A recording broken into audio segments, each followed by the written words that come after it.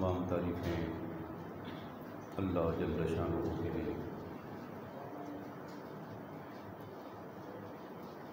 بے حساب درود و سلام حضور حضور صلی اللہ علیہ وسلم کے لیے، انبیاء علیہ السلام اور حضور کی آل و اصحاب کے لیے۔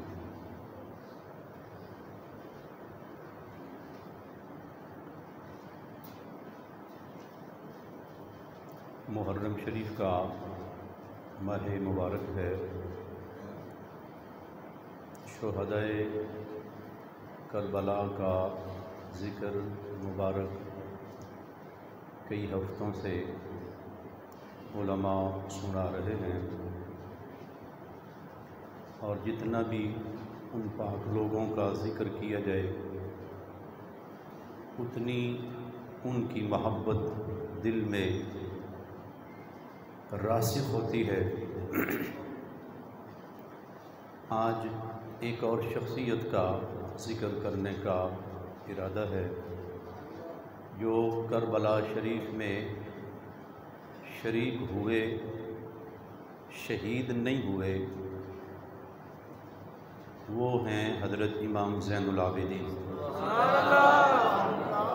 آپ کا وصال بھی محرم میں ہی ہوا ہے، محرم میں آپ کا وصال ہوا حضرت امام زین العابدین کا۔ اس واقعے کے بعد برسوں بعد آپ کا وصال ہوا، اور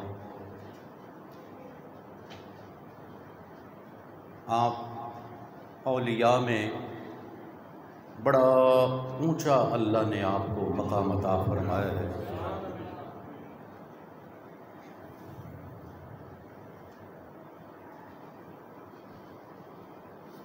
حضرت امام زین العابدین رضی اللہ تعالیٰ عنہ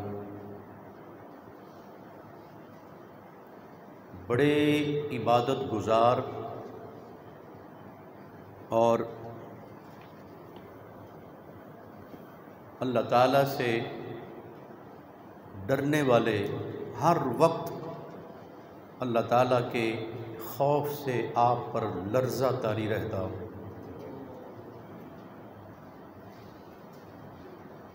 حج کا موقع آیا،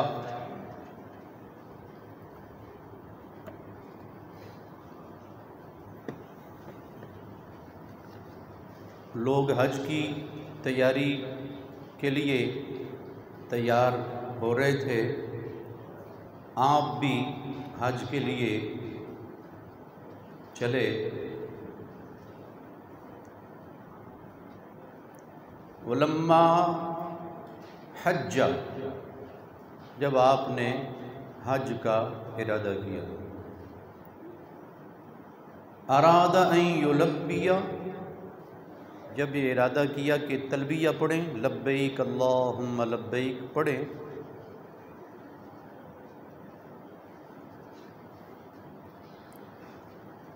فرتعد،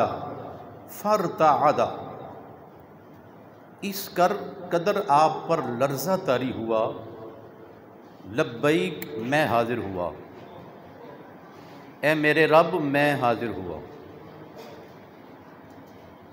یہ الفاظ جو ہی زبان پر ادا ہونے کے لیے آتے تھے، آپ پر کپ کپی طاری ہو جاتی کہ میں اپنے رب کے سامنے پیش ہونے کے لیے۔ اور یہ جو بڑے لوگ ہوتے ہیں نا، وہ اپنے آپ کو بہت چھوٹا سمجھتے ہیں، وہ اپنے آپ کو اللہ تعالیٰ کی بارگاہ میں بڑا حقیر اور بڑا گناہگار سمجھتے ہیں۔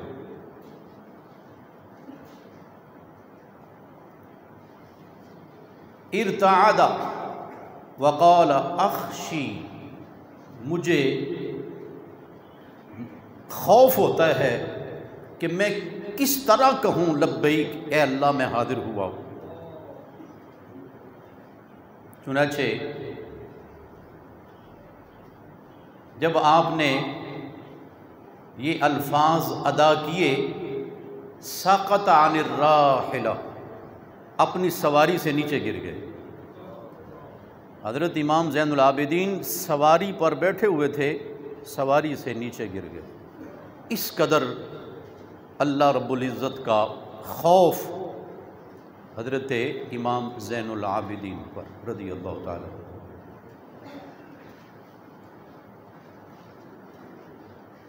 وَكَانَ يُصَلِّي فِي كُلِّ يَوْمٍ وَلَيْلَةٍ أَلْفَ رَكْعَةٍ،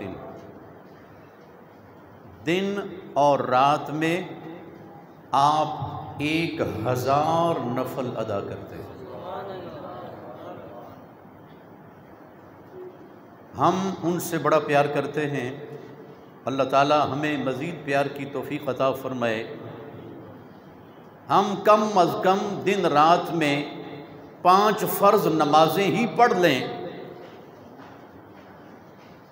کچھ تو بندگی کا حق ادا ہو نا، اور کچھ تو محبت کا حق ادا ہو۔ ہم اللہ کے بندے ہیں اور حضور کی آل سے پیار کرنے والے ہیں۔ یہ کہنا بڑا آسان ہے، ہم حضور کی آل سے بڑی محبت کرتے ہیں۔ آپ اندازہ کریں جو دن رات میں 1000 نفل پڑھتے ہیں، ان کے فرض پڑھنے کا انداز کیا ہوگا؟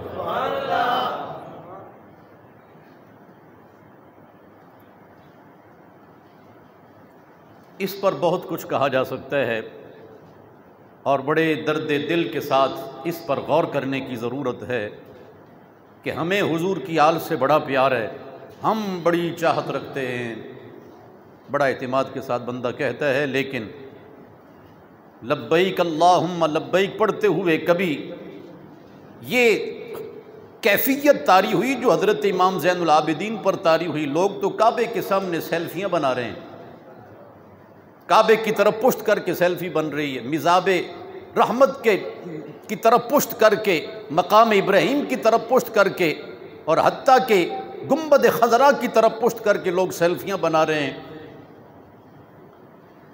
اور پھر یہ دعویٰ کریں ہم کہ ہمیں بڑی محبت ہے اہل بیت پاک کے ساتھ، ہمیں صدیق اکبر سے بڑی الفت ہے، ہم بڑی چاہت رکھتے ہیں۔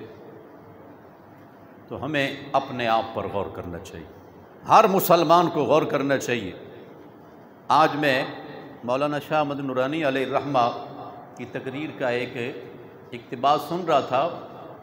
وہ فرما رہے تھے کہ اپنے جسم کی کمائی کھانے والی رنڈیاں وہ امام عالی مقام کے وہ مرثیے سنا رہی ہیں اور بڑا محبت کا اظہار کیا جا رہا ہے۔ امام عالی مقام رضی اللہ تعالیٰ عنہ کا ذکر سنانے کے لیے کردار فیض عالم کا ہونا چاہیے،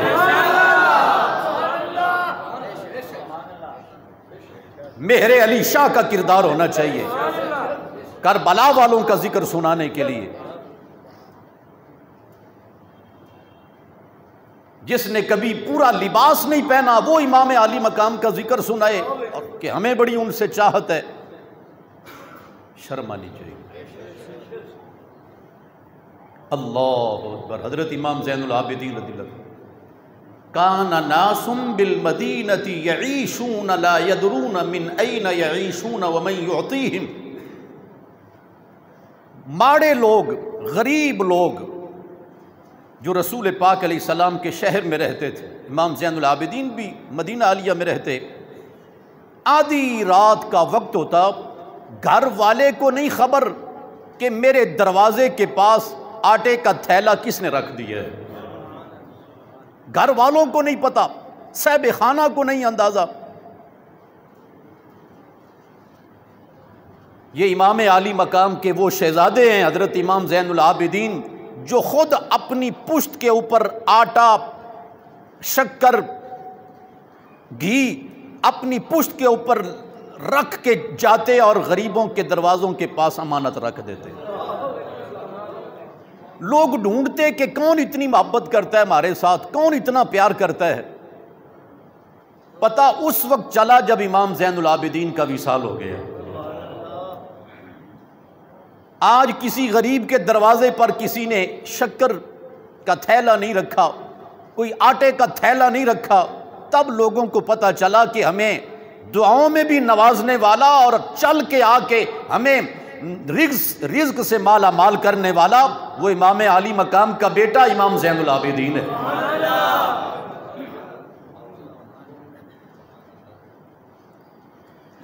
اللہ اکبر۔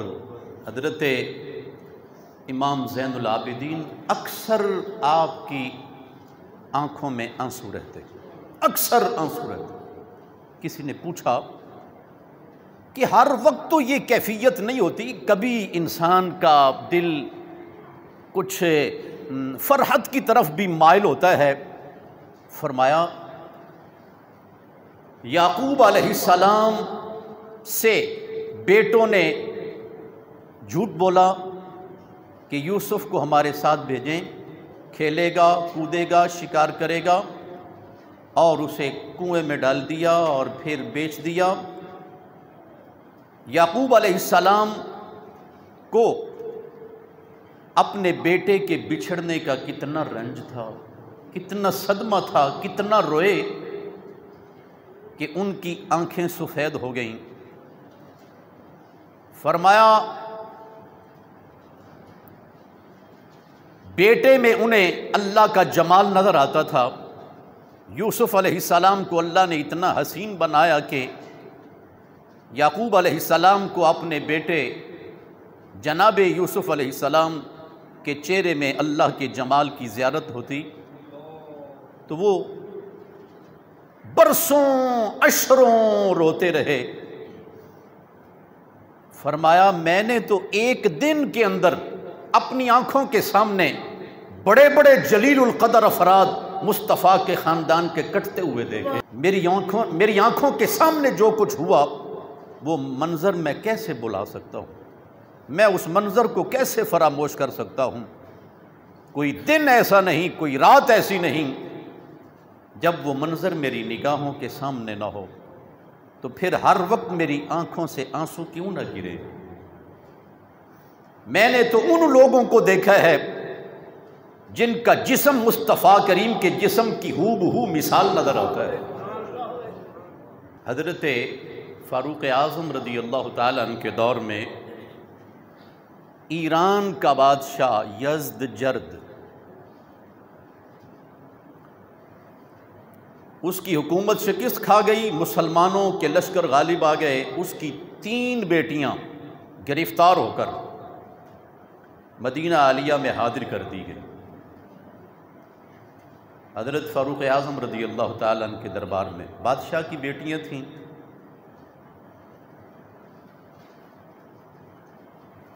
حضرت فاروق اعظم رضی اللہ تعالیٰ عنہ نے جو ان میں کہہ لیں زیادہ شکل و صورت اور علم و ہنر والی لڑکی تھی، اس کا انتخاب کیا حضرت امام عالی مقام امام حسین کے لیے، فاروق اعظم نے۔ اب یہ محبت تھی نا فاروق اعظم کی مولا علی کے ساتھ، جناب حضرت شہربانو وہ ملکیت میں دے دی گئیں حضرت امام حسین کو۔ اب اس محبت کا جواب محبت کے انداز میں ہونا تھا۔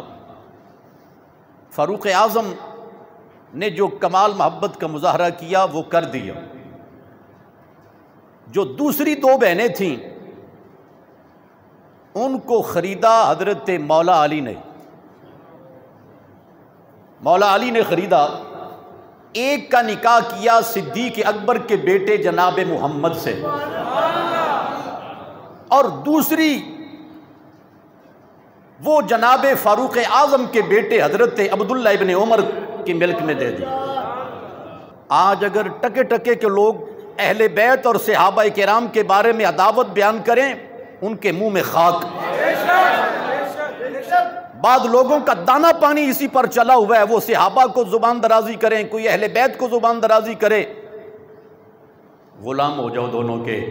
حضور کی امت میں دراڑیں مت ڈالو، تم تاریخ کو مسخ نہیں کر سکتے، حقائق حقائق ہوتے ہیں۔ اور سبحان اللہ یہ جتنے فیصلے ہوئے یہ صحابہ کی موجودگی میں ہوئے۔ اور 3 بہنیں 3 شہزادوں کے گھر میں ایک صدیق اکبر کا شہزادہ، ایک فاروق اعظم کا شہزادہ، ایک مولا علی کا شہزادہ۔ اب یہ تینوں آپس میں کیا لگے، ہم زلف ہوئے کہ نہیں؟ سنیو، ان رشتوں پر ذرا غور کرو۔ یہ آپس میں، یہ جو ان تینوں کے بیٹے ہیں، صدیق اکبر کا بیٹا، فاروق اعظم کا بیٹا، مولا علی کا بیٹا، یہ آپس میں کیا لگے؟ ان کے گھروں میں 3 بہنیں، ایک شہزادیاں تھیں، شہزادوں کے گھروں میں آ گئی۔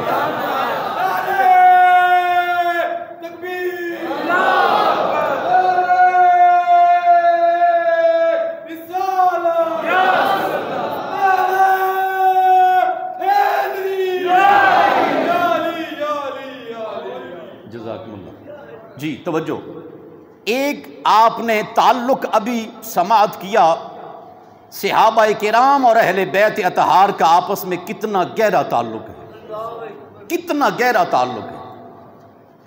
یہ میرے پاس کتاب ہے تحفہ جعفریہ، یہ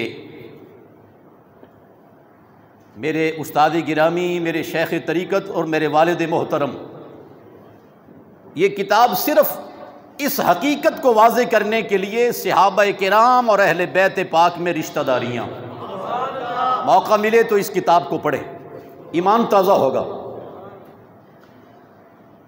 حضرت صدیق اکبر کے بیٹے کا نام محمد، حضرت صدیق اکبر کے بیٹے کا نام محمد، محمد کے بیٹے ہیں قاسم، قاسم کی صاحبزادی ہیں ام فروہ، ابو بکر کے بیٹے محمد، محمد کے بیٹے قاسم، قاسم کی بیٹی ام فروہ۔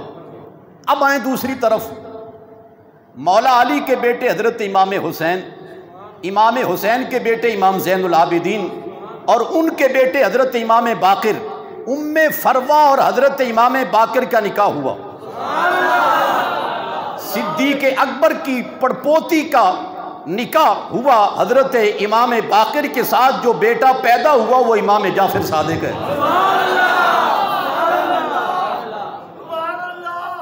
اب میں سوال کرتا ہوں اپنے آپ کو جعفری کہنے والوں سے، اوے جعفریوں، صدیق اکبر کی کچھ تو حیا کرو نا، جس کی امام جعفر صادق حیا کریں۔ کیا خیال ہے؟ اور یہ حیا صرف سنی ہی کرتا ہے، اور جو حیا نہیں کرتا اللہ نے اس کے لیے انتظام بڑا پیارا کر دیا ہے، اس کو کوئی مارے نہ مارے وہ تماچے منہ پہ خود ہی مار رہا ہے۔ ناراض نہیں ہونا کسی نے۔ ہر صحابی نبی ابو بکر و عمر عثمان و علی ہر زوجائے نبی والدین نبی۔ سبحان اللہ، جزاکم اللہ۔ دوستو، آپ ان رشتوں کی نزاکت کو سمجھ رہے ہیں؟ اللہ اکبر۔ اور یہ جتنے فیصلے ہوئے، حضرت امام علی مقام کے گھر میں شہزادی آئی تو فاروق اعظم کی پسند سے آئی، رشتہ فاروق اعظم نے پسند کیا۔ اگر حضرت صدیق اکبر کے بیٹے کے ہاں شہزادی آئی تو یہ مولا علی نے پسند کیا، فاروق اعظم کے ہاں بیٹی آئی تو وہ علی مرتضیٰ نے یہ تعلق پسند کیے ہیں، یہ رشتے وہاں پسند ہوئے ہیں۔ یہاں ایک اور بات بھی ذہن میں آ گئی، بعد شیعہ ہم پر یہ اعتراض کرتے ہیں کہ تم نے فقہ جعفریہ چھوڑ کے فقہ حنفی کیوں اختیار کر لی ہے؟ ہم کہتے ہیں تم نے صدیق اکبر کو کیوں چھوڑا ہے؟ فقہ جعفریہ سر آنکھوں پہ، لیکن ہر فقہ کی پہچان قرآن ہے، ہر فقہ کی، وہ فقہ حنفی ہے، وہ فقہ شافعی ہے، مالکی ہے، حنبلی ہے، ہر فقہ کی پہچان قرآن سے ہے۔ پہلے قرآن کو مانو پھر فقہ پر بات کرو آ کے۔ بات سمجھ آ رہی؟ ہمارا قرآن وہ نہیں کہ جس کے سپارے 40 تھے 10 بکریاں کھا گئیں، ہمارا قرآن وہ ہے اِنَّا نَحْنُ نَزَّلْنَا الذِّكْرَ وَإِنَّا لَهُ لَحَافِظُونَ۔ فرمایا قرآن ہم نے نازل کیا ہے، اس کی حفاظت بھی ہمارے ذمہ ہے۔ قرآن اللہ تعالیٰ نے اہل سنت و جماعت کو عطا فرمایا۔ ایک لطف کی بات یاد آئی، حضرت امام جعفر صادق سے کسی نے مسئلہ پوچھا، جو تلوار ہوتی ہے، تلوار آج کل تو یہ گنے اور بندوقیں، یہ اس زمانے میں تلوار ہوتی تھی۔ سوال کیا کہ تلوار کی جو دستی ہوتی ہے، تلوار کی دستی، اس پر سونے کا پانی چڑھانا جائز ہے؟ امام جعفر صادق سے کسی نے سوال کیا، فرمایا جائز ہے، جائز ہے۔ اس نے کہا دلیل؟ آپ نے کوئی حدیث نہیں سنائی، کوئی قرآن کی آیت نہیں سنائی، فرمایا صدیق اکبر نے لگایا تھا۔ حضرت امام جعفر صادق رضی اللہ تعالیٰ عنہ، آپ نے جواب میں اسے کیا فرمایا؟ دلیل اور کوئی نہیں اس کو سمجھائی، اس کو اتنا ہی کہہ دیا کہ صدیق اکبر نے سونا لگایا تھا تلوار کی دستی کو، لہذا جائز ہے۔ مولا علی کا نام بھی لے سکتے تھے، حضرت مولا علی کا نام لے کر بتاتے، لیکن امام جعفر صادق نے کہا کہ صدیق اکبر نے لگایا ہے، ہمارے لیے یہی دلیل کافی ہے۔ وہ کوئی تھا اس طرح کا اکھڑا ہوا، کہنے لگا آپ انہیں صدیق کہتے ہیں؟ فرمایا نام صدیق، نام صدیق، نام صدیق، نام صدیق، نام صدیق۔ یہ پیار ہے اہل بیت پاک کا صحابہ کرام کے ساتھ۔ اللہ اکبر۔ حضرت امام زین العابدین رضی اللہ تعالیٰ عنہ،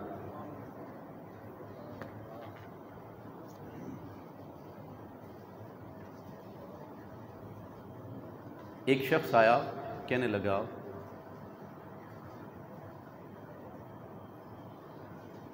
ما کان منزلۃ ابی بکر و عمر من النبی صلی اللہ علیہ وسلم، ابو بکر اور عمر کا حضور کی بارگاہ میں مقام کیا تھا؟ امام زین العابدین سے، امام باقر سے نہیں، نہ امام جعفر صادق سے، ان کے والد گرامی حضرت امام زین العابدین سے اس نے سوال کیا، ان کا حضور کی بارگاہ میں مقام کیا تھا؟ سبحان اللہ، جواب سنو اور ایمان تازہ ہو۔ فقال کمنزلتہم الساعہ، فرمایا ان کا مقام حضور کی بارگاہ میں وہی تھا جو آج ہے۔ رسول پاک علیہ السلام کی بارگاہ میں ان کا مقام وہی تھا جو آج ان کا مقام ہے رسول پاک کی بارگاہ میں۔ میرے والد گرامی حضور حی صاحب رحمۃ اللہ تعالی علیہ ایک بات فرمایا کرتے تھے کہ شیعہ جب وہ نماز پڑھتے ہیں تو ان کی جیب میں ایک مٹی کی چھوٹی سی ٹھیکری ہوتی ہے، وہ اس پر سجدہ کرتے ہیں، اس ٹھیکری پر۔ ان سے پوچھا جائے تو وہ بتاتے ہیں کہ یہ بغداد، یہ کربلا کی مٹی ہے، تو ہم اس پر سجدہ کرتے ہیں، تو ہمیں امید ہے کہ اس مٹی کی وجہ سے ہمارا سجدہ رد نہیں ہوگا، قبول ہو جائے گا۔ والد صاحب فرماتے ہیں کہ ایک شیعہ کے ساتھ اسی طرح بات ہوئی، اس نے یہی کہا، فرماتے ہیں میں نے اسے جواب میں کہا کہ میں تیری اس بات کو غلط نہیں کہتا، برا نہیں کہتا، اعمال کا دار و مدار نیت پر ہے۔ اگر کسی کی نیت خالصتاً یہ ہے کہ یہ امام عالی مقام رضی اللہ تعالیٰ عنہ سے نسبت رکھنے والی ہے تو اس کو فائدہ ہوگا۔ فرماتے ہیں کہ میرے مسئلے کا بھی جواب دیں۔ اس نے کہا جی پوچھیں۔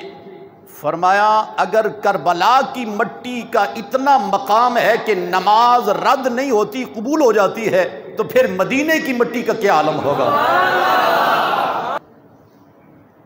والد گرامی رحمۃ اللہ تعالی علیہ نے فرمایا کہ وہ جو مٹی ہے، جو ٹھیکری ہر شیعہ کی جیب میں ہے، وہ حضرت امام عالی مقام کی قبر کی مٹی تو نہیں ہے، یقینی بات ہے۔